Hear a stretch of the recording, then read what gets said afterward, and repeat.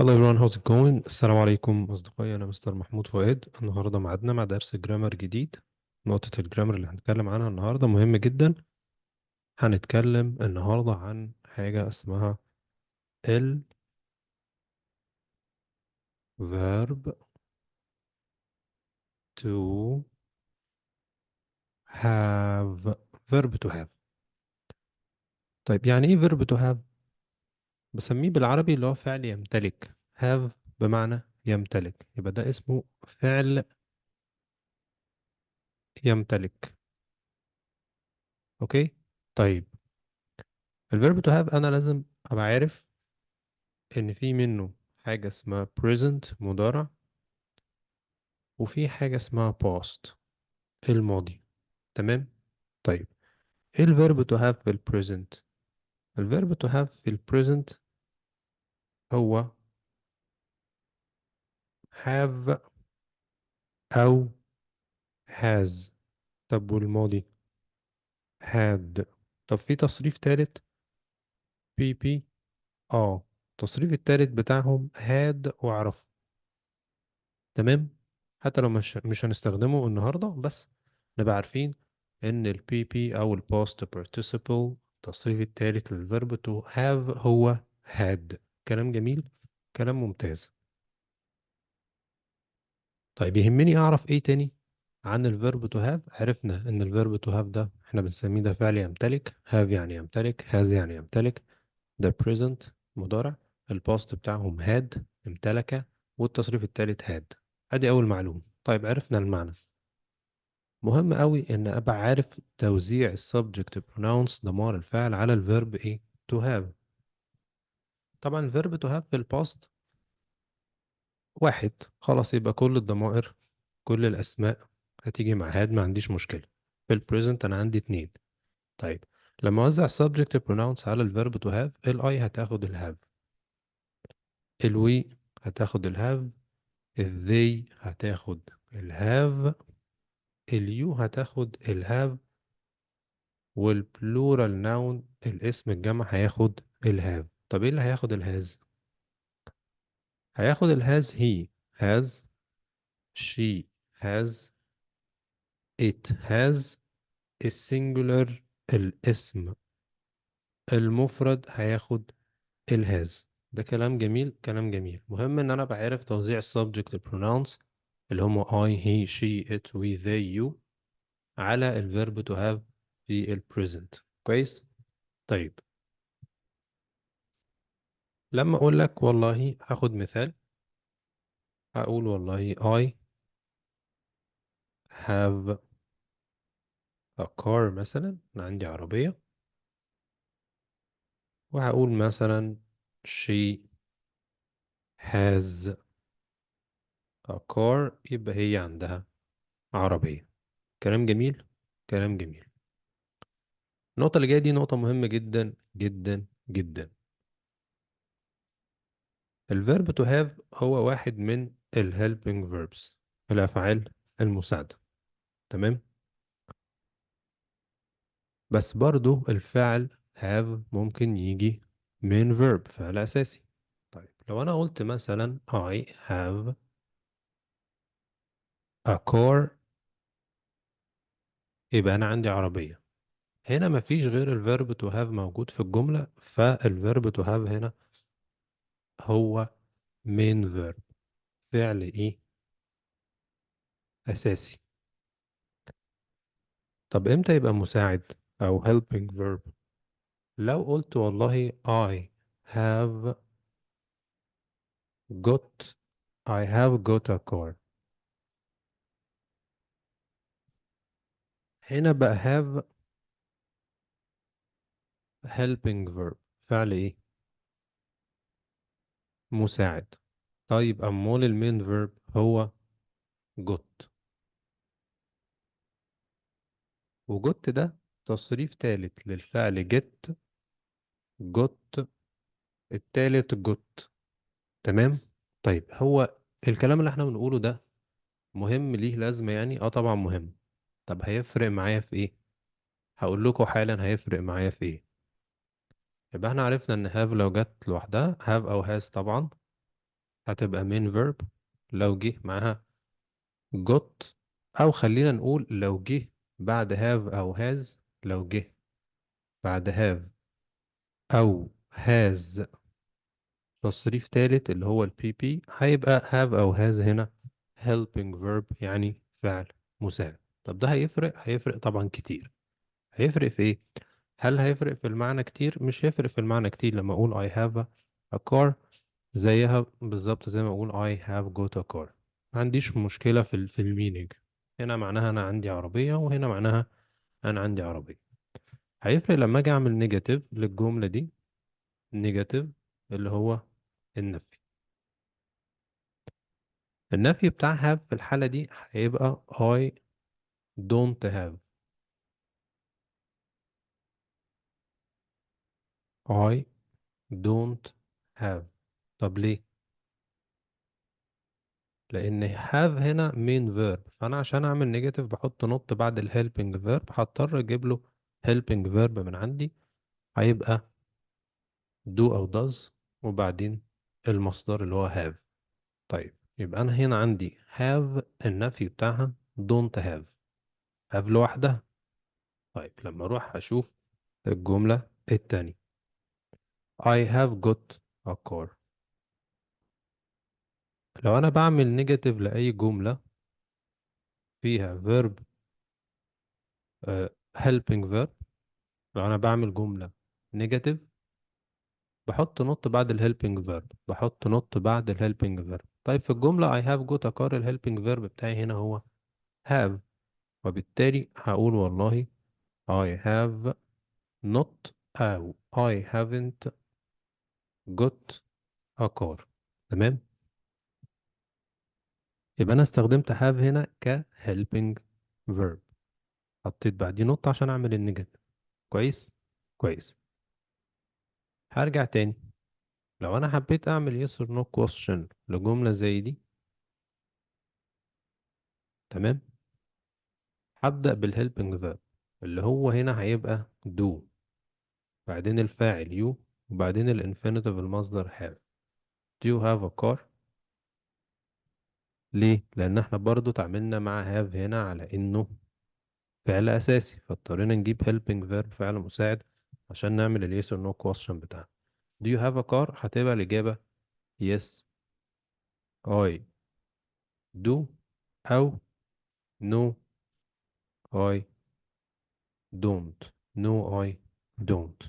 كلام جميل. طب ما تيجي نروح نشوف ايه الموضوع الناحية التانية. لو أنا عايز أعمل yes or no question هنا، هبدأ بالمساعد. هنا هيبقى have هو المساعد. أقول have you got a car. هقول هنا yes I ايه؟ والله أنا سألت هنا ب have، خلاص يبقى yes I have. هقول no I haven't. ده كلام جميل. ده كلام ممتاز جدا. تمام. طيب لو أنا عايز أعمل yes or no question عملناه. لو أنا عايز أعمل WH question. WH question تكوين وأداة استفهام، بعدين helping verb، بعدين subject لو في verb بحطه. طيب ما تيجي نمشي على القاعدة ونشوف ايه الموضوع. أداة استفهام هتبقى what. أنا هسأل عن الكار. المساعد هنا هيبقى do زي ما اتفقنا. have هنا مش مساعد، have أساسي. what do الفاعل you، وآدي ايه؟ وآدي have. what do you have. تمام. هنيجي نروح هنا WH question. هنا هقول what. المساعد هنا هيبقى have، الفاعل what have you، والفعل الأساسي اللي هو got. what have you ايه؟ what have you got. فرق كبير ما بين لما اشتغل على جملة بتقول لي I have a car. have فيها هو الفعل المين verb الفعل الأساسي، ولما أقول I have got a car إن هيبقى عندي have هنا ك helping verb كفعل مساعد. احنا شرحنا نقطة جرامر صغيرة كده، بس لو ركزت جامد جدا هتلاقينا ان احنا لو انت بتدرس زمن اسمه present perfect مثلا، اللي هو المضارع التام، انت كده هتقدر تعمل نيجاتيف، هتقدر تعمل yes or no question، هتقدر تعمل WH question وانت مش حاسس. بس عشان احنا اشتغلنا على جملة بتقول لي I have got a car، عرفنا ان have و has بعديهم تصريف تالت، هنعمل نيجاتيف، هنحط نقط بعد have او has. طبعا عشان هنا helping verb، هتعمل yes or no question، هتبدأ ب have او has. كويس. وبعدين السبجكت بتاعك، وبعدين التصريف التالت. طيب، نقطة مهمة جدا، ناخد جملة تانية بس نستخدم has. هقول والله مثلا she has a car، وهقول على الناحية التانية she has got a car. تمام. تمام جدا. والله زي ما اتفقنا، عايز اعمل نيجاتيف في الحالة دي، هنا has من verb، فعل ايه اساسي. هنا هقول doesn't لان she هتاخد doesn't في المضارع. بعد don't و doesn't معاك مصدر الverb to have هو have. اكتب لي المعلومة دي مهمة جدا. يبقى الانفينيتيف بتاع الverb to have اللي هو المصدر هو have. يبقى she doesn't have a car. هتعمل yes or no question، هتقول والله does she، والمصدر خلي بالك بتاع الفعل بتاعك، مصدر هنا برضو have. does she have a car؟ الإجابة هنا هتبقى yes. yes she does، أو no she doesn't. خلي بالك إن بعد yes وما بحط كوم. هعمل WH question، هقول what does she have؟ مساعد بتاعي اهو، والانفينيتيف بتاع الفيرب to have هو have. يلا بينا نشوف الجملة التانية. she has got a car، وقلنا ان has هنا هتبقى helping verb، main verb هو got. فانا هقول she doesn't have، ولا she hasn't got a car. يلا اختار معايا كده. خلي بالك احنا هنا الهاز قلنا helping verb، يبقى الصح ان انا احط نقط بعديها. تمام، يبقى الجملة دي مش هتنفع هنا. اوكي. يبقى she hasn't got ايه a car. عايز اعمل yes or no question، هبدأ بالمساعد. المساعد هنا هيبقى has، فاعل بتاعي subject she، اساسي بتاعي got a car، وهجاوب هنا yes she. هل هقول does ولا has؟ والله انا سألت بايه بهاز، يبقى هنحط has، ما عنديش مشكلة. سألت بداز، جاوب بداز. أو no she doesn't، أو no she، أو no she doesn't. نكتبها بخط جميل. يلا بينا. هعمل ده بيتش question. هنا هقول what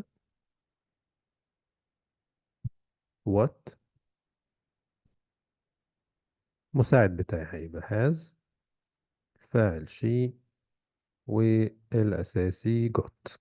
تمام. تمام جدا.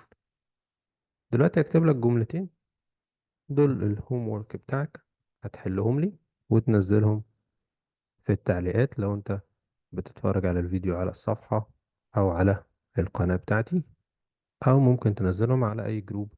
لو الفيديو نزل على أي جروب واتساب من اللي عندنا، هتبعت لي الحل على الجروب بتاع الواتساب. أوكي. طبعا لو في حاجة مش فاهمها في الدرس، ابعت لي سواء على جروب الكورس بتاعنا، أو على أو في التعليقات، تحت الفيديو، سواء بتتفرج على الفيديو على القناة بتاعتنا أو على الصفحة. أوكي، تمام. الجملتين اللي أنا طالبهم: they have cars. الجملة التانية: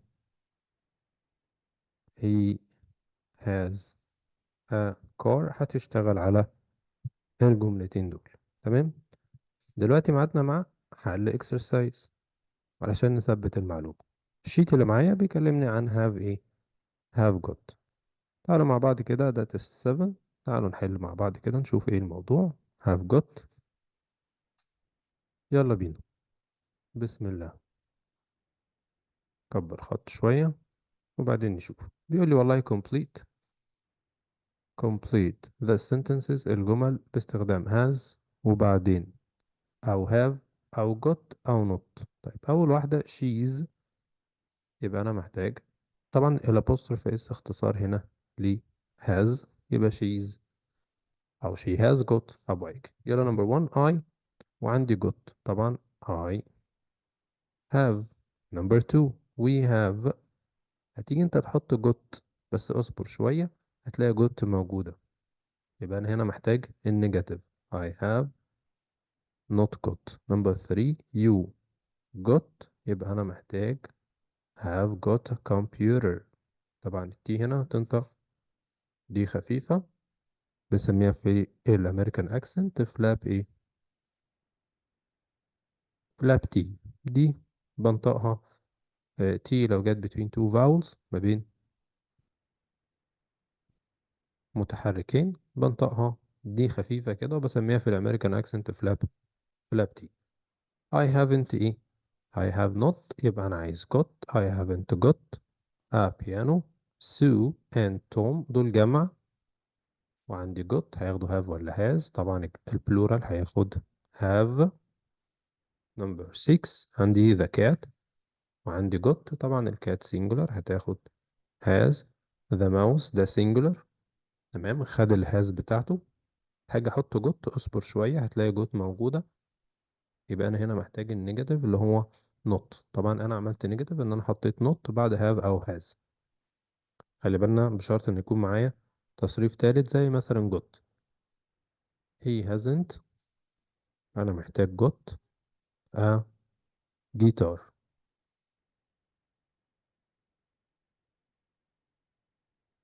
exercise 2 بيقول لي والله هنعمل circle على ال correct form، الصيغة السليمة. بيقول لي she haven't ولا hasn't got؟ طبعا hasn't من غير كلام. I have got ولا has got a phone؟ طبعا I've got الأبوستروفي في إي، خلي بالنا إن الأبوستروفي في إي دي اختصار لهاف، الأبوستروفي اس هتبقى اختصار لهاز، على شرط طبعا يكون بعديها تصريف تالت.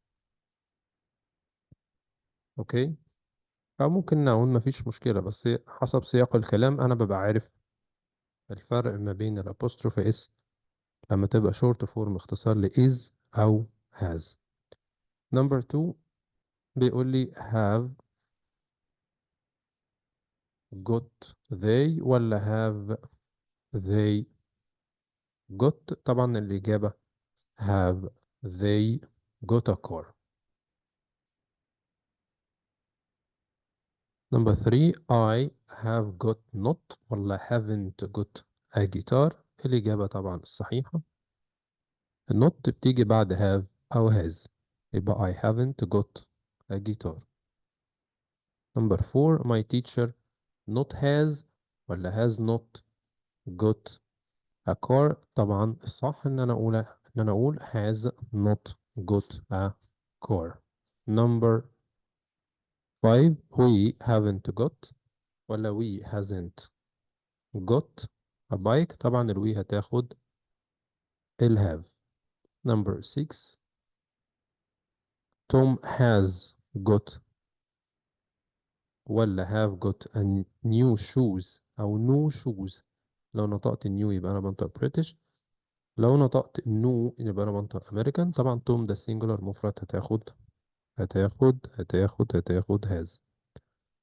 Number 7 have ولا has Tim and Alex got a sister. subject بتاعي هنا هو Tim and Alex، هياخدوا have لأن هي plural. Number 8 I not have got ولا have not got long hair. تبقى الصح have not got long ايه long hair. نعمل choose exercise هنا. اوكي long hair، حلينا الاكسرسايز ده مع بعض. تعالي هنا نشوف write the words in the correct order to make sentences. انا عايز اكون سؤال هنا. الاكسرسايز ده مهم جدا، بس احنا هنا هنحله بطريقتين. هو هنا طالب سؤال فرتبنا، قلنا has she got a watch، بس انا هعمله بطريقتين. هنعمل جملة statement وهنعمل yes or no question. فلو انا عايز اعمل جملة هنا هقول she، عشان نبقى استفدنا من الايه من الطريقتين. عملنا كونا الستيتمنت بتاعتي الجملة الخبرية، وعملنا ال yes or no question. والسؤال طالب ال question، بس احنا هنعمل الاتنين. هقول she has got a watch. ده لو انا عايز اعمل statement number one. لو انا هعمل الجملة بتاعتي هتبقى she has got ال blonde hair. طيب هعمل yes or no question. هتبدأ بالهاز، هتقول has she got blonde hair question mark. ولو جاوبت هتجاوب yes she has no she hasn't. number two، لو هعمل هقول you، لو هعمل statement جملة خبرية you have got a computer. هستعمل yes or no question. هتقول have you got a